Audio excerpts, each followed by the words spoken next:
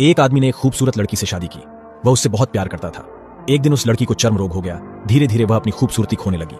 हुआ यूं कि एक दिन उसका पति टूर पर निकल गया। लौटते समय उसका एक्सीडेंट हो गया और उनकी आंखों की रोशनी चली गई। हालांकि उनका वैवाहिक जीवन हमेशा की तरह चलता रहा, लेकिन जैसे जैसे दिन बीतते गए उसकी खूबसूरती धीरे धीरे कम होती गई। यह बात अंधे पति को पता नहीं चली और उनके वैवाहिक जीवन में कोई अंतर नहीं आया। वह उससे प्यार करता रहा और वह भी उससे बहुत प्यार करती थी। एक दिन वह लड़की मर गई। उसकी मृत्यु से लड़के को बहुत दुख हुआ।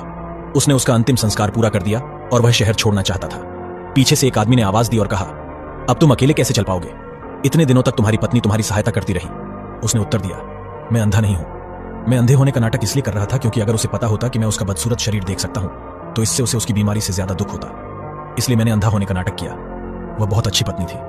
मैं तो सिर्फ उसे खुश रखना चाहता था। कहानी का सार, कभी कभी खुश रहने के लिए अंधाधुंध व्यवहार करना और एक दूसरे की कमियों को नजरअंदाज करना हमारे लिए अच्छा होता है। यदि आप मुझे फॉलो नहीं कर रहे हैं तो शायद आप मुझे कभी ना देख पाएं।